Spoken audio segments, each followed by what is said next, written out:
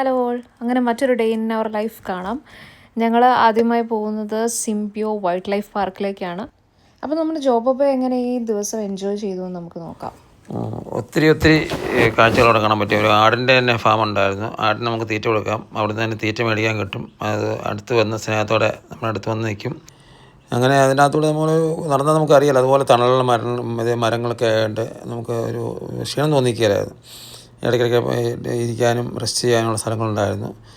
അതിനുശേഷം ഒരു പുള്ളിപ്പുലി ഉണ്ടായിരുന്നു, അതിൻ്റെ അടുത്ത് പോയി അതിനും തീറ്റ കൊടുക്കണമൊക്കെ കണ്ടു. അതും തൊട്ടടുത്ത് തന്നെ നമ്മുടെ അടുത്ത് വന്ന് നിൽക്കുന്നതായിട്ട് കണ്ടു. പിന്നെ കങ്കാരുവിൻ്റെ അടുത്ത് നിന്ന് ഫോട്ടോ എടുക്കുന്ന വലിയൊരു ആഗ്രഹമായിരുന്നു.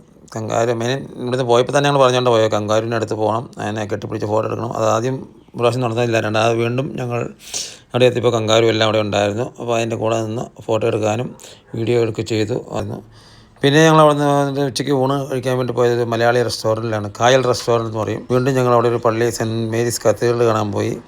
അവിടെയും ഇതിൻ്റെ ലൈറ്റ് ഡിസ്പ്ലേ കണ്ട് ഞങ്ങൾ ശരിക്കും ഞെട്ടിപ്പോയി. നല്ല പള്ളി മൊത്തം ഹാപ്പി ക്രിസ്മസ് അലങ്കരിച്ച് ഒരു കഥ പറയുന്ന പോലെയുള്ള ഭാഗങ്ങളൊക്കെ ആയിട്ട് അത് വളരെ രസകരമായിരുന്നു. നമ്മുടെ നാട്ടിൽ കാണാത്തൊരു അനുഭവമായിരുന്നു അത്.